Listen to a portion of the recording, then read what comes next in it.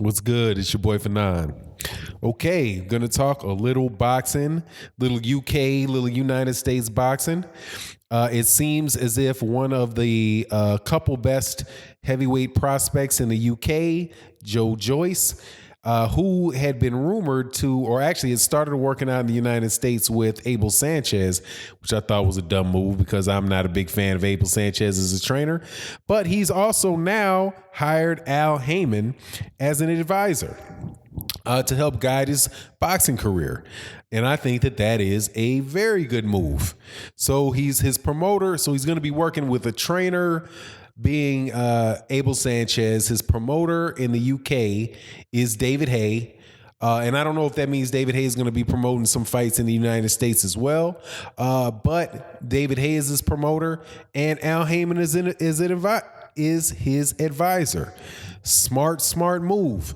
Now, before I get into the details, my thoughts on that, let me thank everybody for tuning into the video. Thank you very much, subscribers, for checking me out. If you're not subscribed, welcome to the channel, and please subscribe and hit the bell icon so you can be notified of when we release videos. And also, thank you to everybody. Thanks to my man, my newest Patreon, Frank Sparty. My man, thank you very much.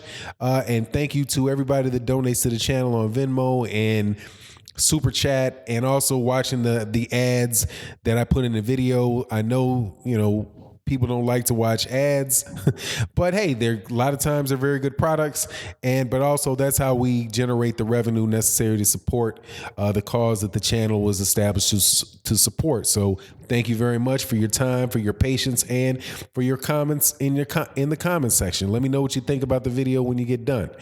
Now, my thoughts of this is, I thought this is interesting because it looked like, Joyce, also similar to some other heavyweights over there in the UK. Like, if you're not with Eddie Hearn, Eddie Hearn and Matchroom Boxing, it seems to me, have this like circle of heavyweights that are all fighting each other. You have Derek Chisora, Dillian White, Joseph Parker, Carlos Takam, of course, Anthony Joshua, right?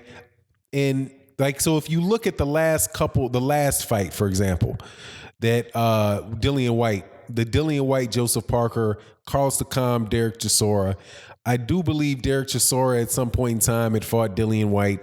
I believe, of course, Dillian White was fighting Joseph Parker. Both Joseph Parker and Dillian White had fought Anthony Joshua, and Carlos Takam had fought Anthony Joshua.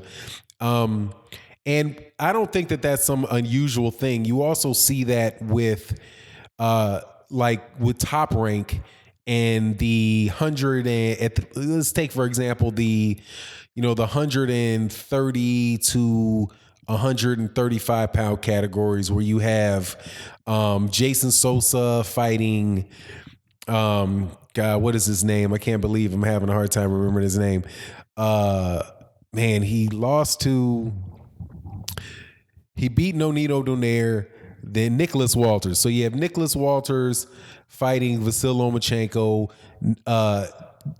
Nicholas Walters fighting Jason Sosa, and Jason Sosa fights Vasyl Lomachenko, right? And it's like they all go around in a little circle. Right. Even if you look at when Mikey Garcia was with Top Rank, Mikey Garcia fought Orlando Salido. Orlando Salido fights Vasyl Lomachenko. So, when you have these promoters, you have fighters that kind of fight, people that they can go to, that their matchmakers are familiar with, that they've got a good relationship with their managers. If the manager actually doesn't actually work for the promoter, right?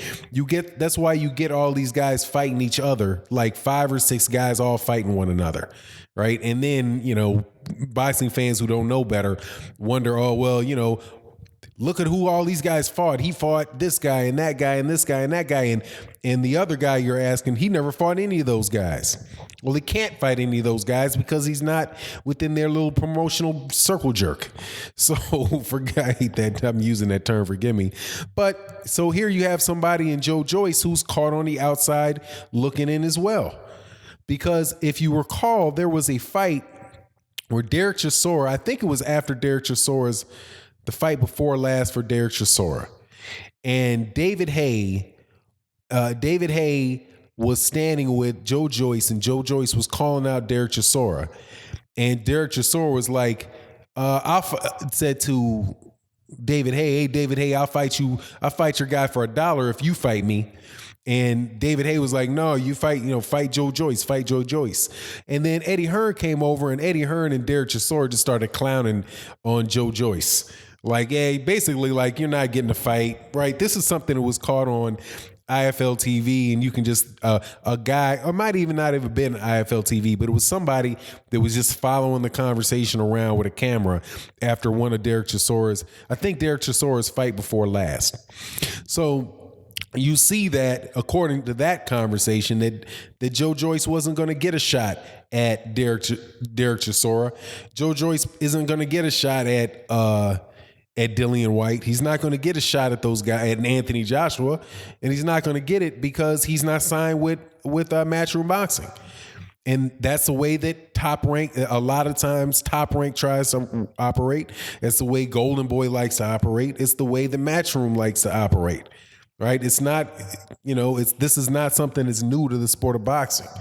But what we see now is a migration, it seems, to the United States by, at least in trying to look for fights in the United States, by two at this point, of guys that are UK boxers. One is Tyson Fury.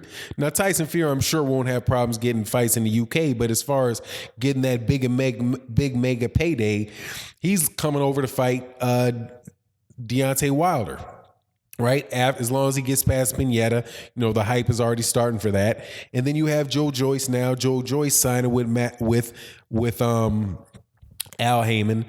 And so now you're starting to see a nice little pot of heavyweights develop on stateside with the PBC, with having Tyson Fury is fighting on Showtime, though I definitely wouldn't call him a PBC fighter. He's with Frank Warren. And now then you have Luis Ortiz, and I'm sure, my rumor is, I hear that Eddie Hearn wants to re-sign Luis Ortiz. I hope Luis, that would be one shame on me, twice, one shame on you, twice shame on me if he did that. And then you have Deontay Wilder. And so that the excitement's picking up over here. And that's a good sign. I think that's a good move by Joe Joyce, because Joe Joyce will get to be able to fight on a major U.S. network, the number one boxing network in the United States, which is Showtime. He's already should be able to get good exposure over there in the UK, right? Fighting. I'm not sure.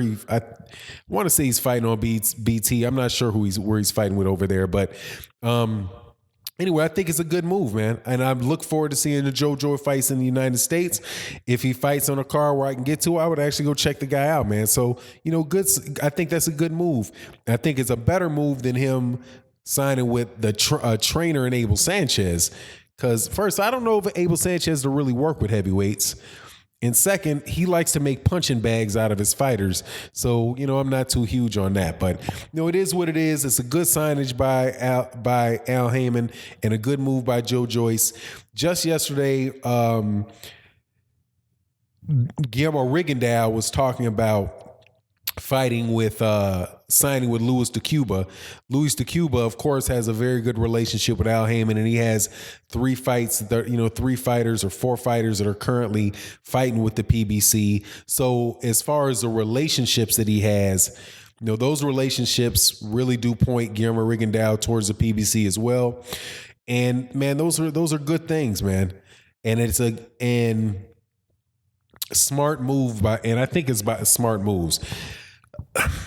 The interesting thing is, though, when you sign with it, it's going to be interesting to see with Guillermo Rigondeaux. Hopefully, with Guillermo Rigondeaux, Guillermo Rigondeaux's situation is different than Joe Joyce's, because Joe Joyce has a promoter. I don't believe Guillermo Rigondeaux has a promoter or is signing with a promoter. Guillermo Rigondeaux, if he's running the same type of situation that other people in the PBC are, that means his money's going to go up because he doesn't have to deal with a promoter. So, it is what it is, man. We'll keep on seeing. I love in the development of the heavyweight division. Joe Joyce, I'm not, I'm not super high on him because I saw him lose to Alexander Usyk in the World Boxing Super Series. I think he's a good fighter. I mean, he's, a good bit. He's into his 30s already, so it kind of, it's kind of a time crunch for him, man. He's got to get it. He's got to get it moving, and he needs to get a title shot at somebody sooner than later. This fight with Joe Joyce signing with Al Haymon sets him up for a Deontay Wilder fight, right? If Deontay Wilder can get past Tyson Fury, and I'm telling you, no doubt about it, I think that that's going to be a very difficult fight for Deontay Wilder. I see Deontay Wilder winning it, to tell you the truth. I do see him winning it, and that's, just to be honest, this is because I don't know if Tyson Fury's ready or not. I would be a lot less certain if Tyson Fury was really good to go, really in shape, was where he was a couple years ago before he took that layoff. But, with Deontay Wilder, you can always go to sleep. So that chance is always there. But Tyson Fury just, to me, seems like a different type of heavyweight than the other guys, man. So I'm looking forward to it. But if Deontay Wilder, if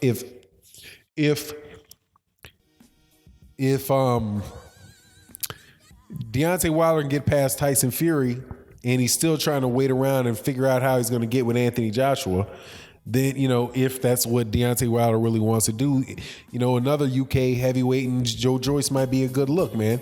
So anyway, it is what it is. And with that, I'm out. Peace.